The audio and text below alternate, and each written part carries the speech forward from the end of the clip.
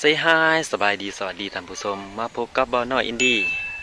ในขณะนี้บ่าวน้อยอยู่ที่บ้านทุรกันดารหรือบ้านชนบทแห่งหนึ่งซึ่งอยู่ที่สถานที่หนทางเลขเก้าเนาะเส้นทางไปเวียดนามอยู่บ่ใกล้จากเมืองพารานไซห่างกับประมาณ5-6 กิโลเมตรและเข้ามาจากทางดำกับประมาณ 2-3 กิโลเมตรซึ่งตอนนี้บ่าวน้อยอยู่ที่ซานบ้านเนาะเป็นป่าห่มเย็นเนาะมีต้นไม้ใหญ่ๆถึงทางหลังนี่ต้นไม้ใหญ่เป็นต้นยางเนาะต้นยางใหญ่ความใหญ่ของมันก็ประมาณ 6-7 คนโอบได้อันนี้เพิ่นกะเฮ็ดที่ไหว้สักการะบูชาสิ่งศักดิ์สิทธิ์ที่ประจำสถิตอยู่ที่ต้นไม้แห่งนี้ที่ป่าแห่งนี้เนาะวันนี้ครับก็มาเบิ่งบรรยากาศธรรมชาติของบ้านชนบทแห่งหนึ่งอันนี้ก็เป็นพื้นที่ต่ำเนาะเป็นน้ำไหลคลองมาจากนี้น้ำรู้สึกว่าตื่นเขตนี้เขาสิเจาะน้ำบาดาลเนาะน้ำบาดาลเจาะถึงง่ายอยู่ดอกเบิ่งน้ำ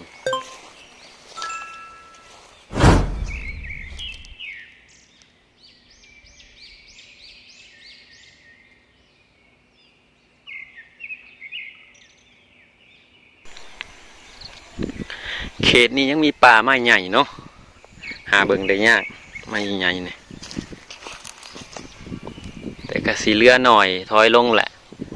เพิ่นตัดเห็ดบ้านเห็ดเฮือนแล้วก็ขายเนี่ยพอดีบ่าวน้อยมีโอกาสมางานปงศพของหมู่เนาะของหมู่ของอ้ายที่ว่าเพิ่นเฮ็ดเวียกนำกันเลยพาท่านผู้ชมมาชมบรรยากาศ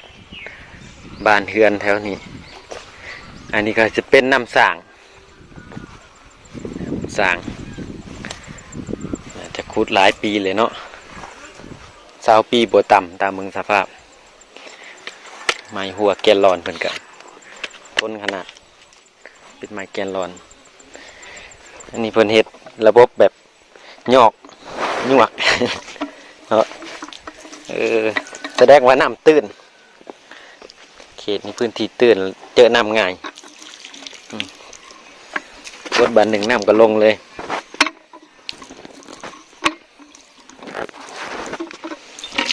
โอ้เย็น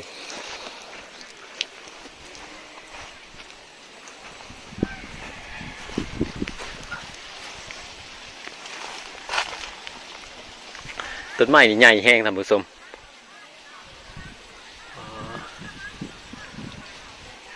ขาดว่า100 ปีบ่ต่ำสำหรับต้นนี้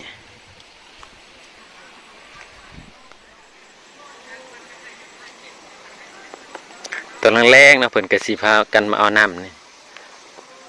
เพื่อน3-4 หลังเพิ่นก็จะใส่น้ำกันเนาะพี่น้องแต่ว่ากระทันสมัยขึ้นแล้วเพิ่นจะเจาะน้ำบาดาลแบบนี้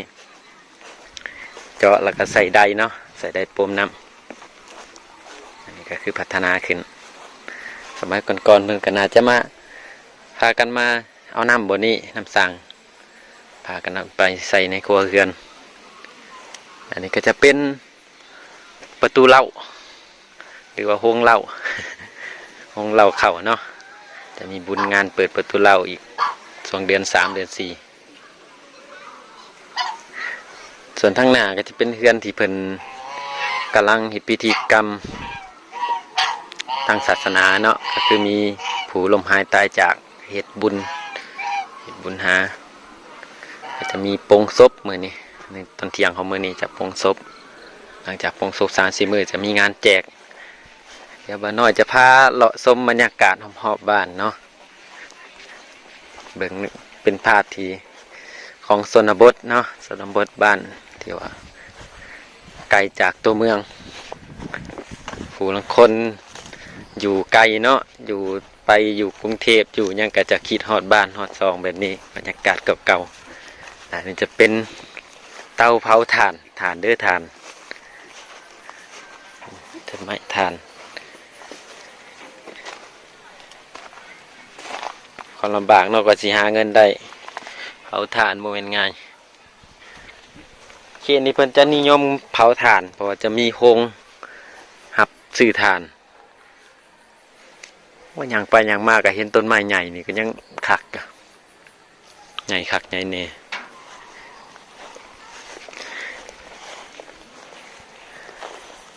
ต้นที่ยังเหลือเพิ่นก็จะเฮ็ดเป็นต้นไม้ศักดิ์สิทธิ์เนาะบูชาก็จะอยู่รอดแน่ถ้าว่าต้นบ่มีความขลังความคิดก็จะหายเนาะว่าตามตรงเนาะจะถูกตัดนี่แบบนี้ตัดไปเฮ็ดตัดขายเพื่อสร้างรายได้อันนี้แปลกเนาะเพิ่นเฮ็ดบ่อนปลูกต้นหมากเพชร เป็นบ่อนปลูกต้นหมากเพชรกระต่อไม้เนาะมันโกนแล้วก็เลยมีดินแล้วก็ปลูกต้นหมากเพชรใส่กินหมากเพชรเซยหลายคนที่ว่าติดตามซ่อมบ่าวน้อยเนาะตอนนี้กับประมาณ 2,500 คนก็เริ่มมาเฮ็ดซ่องใหม่เนาะเริ่มมาเฮ็ดคลิปใหม่ก็จะถ่ายทำแบบอินดี้นี่แหละอินดี้ก็คืออิสระถ่ายทุกอย่างจะมีชมเกี่ยวกับสถานที่ท่องเที่ยวแล้วก็วัฒนธรรมอีกของประเพณีของเราบางทีก็จะไปถ่ายทางไทยแน่มีโอกาสแล้วก็อีกส่วนหนึ่งก็คือคลิปบันเทิงเนาะเป็นคลิปบันเทิงคลิปสถานที่ท่องเที่ยวบันเทิงก็คือถ่ายการแสดงสดของเวทีต่างๆจะเป็นหนุ่มบุไทยหนุ่มรัชวงศ์เสียงสวรรค์ประมาณนี้ถ่ายงานบุญที่ว่าจัดขึ้นในประเทศลาวเฮาติดตามหาฟังชมกันต่อๆเนาะมียังกะคอมเมนต์ทักทายบอกเข้าใจบนใดกะว่าก็ได้เนาะเดี๋ยวมาหน่อยจะพาท่านผู้ชมไปชมบรรยากาศเพิ่นจัดงาน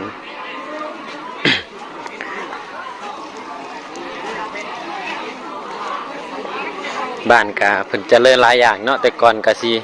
บ่มีไฟฟ้าพุ่นแหละเดี๋ยวนี้ก็คือพัฒนาขึ้นหลายเติบแต่อันนี้สู่ในเมืองกับบ่สู่แล้วเนาะเขตนี้สังเกตเบิ่งต้นมะพร้าวเนาะต้นมะพร้าวเป็นบ้านเก่าแก่เพราะว่าต้นมะพร้าวสูง30 เมตร40 เมตรแสดงว่าเป็นตั้งบ้านนี่โดนแล้วปลูกต้นมะพร้าวระยะสูงขนาดนี้เนาะตอนนี้ผู้คนก็มางานเฮือนดีเฮือนกรรมเฮือนดีเนาะเฮือนดีพี่ตายเฮือนกรรมเป็นเฮือนเกิดโลกนะเพิ่นเว้าของกันที่คำอธิบายเฮือนดีก็คือเว้าให้มันดีมีคนตายก็แต่เว้าให้มันดีมีสิ่งดีๆเข้ามาส่วนว่าเฮือนกรรมก็คือคนเกิดลูกก็คือมีกรรมคือการกระทำเกิดมาเอิ้นว่ากรรมก็เลยว่าเอิ้นเฮือนกรรมนี่เฮือนดีเนาะคนก็มาอบอุ่นเพื่อบ่ให้โศกให้เศร้าแล้วก็ตอนเที่ยงก็สิมีการปลงศพมื้อนี้ตอนนี้ก็เตรียมพาเพลถวายพระมาสูตรพิธีเนาะมาเฮ็ดพิธีให้ก็จะมีคนบวชลูกหลานบวชจั่วบวชขาวไปทรงสการประเพณีของลาวก็คือกับของไทยเนาะจะต่างบางส่วนของพิธีกรรมแต่ประเทศลาวเฮาก็มันจะมีส่วนแตกต่างแต่ละพื้นที่คืออยู่ใต้อยู่เหนืออยู่กลางกับบ่คือกันเพิ่นจัดแต่ก็จะคล้ายเคียงคล้ายคือกันเนาะจะมีบางพิธีกรรมซื่อผู้ใดรับชมก็คอมเมนต์ได้นะว่าบางพื้นที่มีพิธีกรรมตัดขาดตัดแม่ตัดลูกก็เวลาตาย อันนั้นเพิ่นจะเป็นคำเว้าเนาะก็คือเอาหน่อกล้วยมายืนใส่โลงแล้วก็ตัด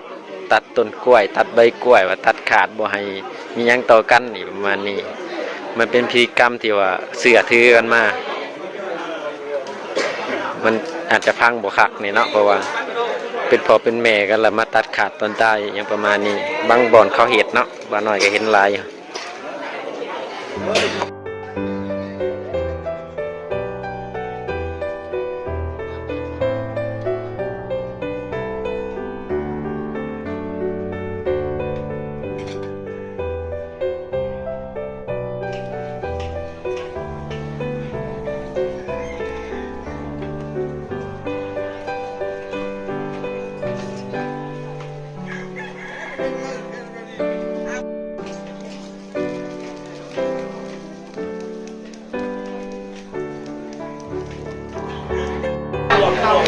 จุดที่เพิ่นเอาเสือกมัดไว้นี่เนาะคือจุดที่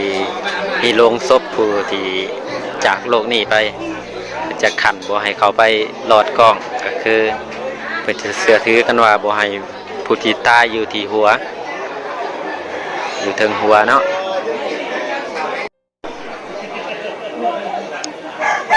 เนาะทุกการพัดภาคทุกการจากลาย่อมมีคนที่เสียใจ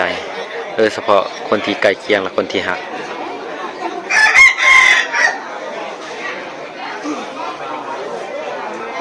ตอนนี้ผู้คนกับพากันมางานนำเนาะจะรอท่าไปส่งสการในช่วงเที่ยงในขณะนี้ก็พากันนั่งซุ่มนุ่ม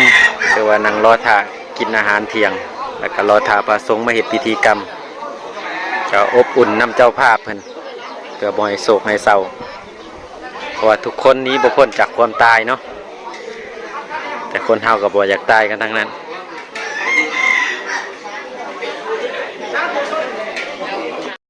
พอรอถ่าพิธีกรรมส่งสการเอาก็มาเบิ่งบ้านเมืองเขาเจ้าเนาะบรรยากาศพื้นที่มันจะมีที่ดินหลายเนาะเพราะเป็นเขตชนบทเขตบ้านชานเมืองเพิ่นมีที่ดินกว้าง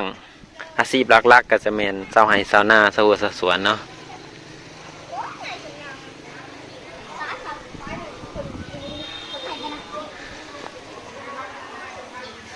เขตนี้ต้นพร้าวหลายเนาะท่านผู้ชมเพิ่นปลูกต้นสูงๆหมดละ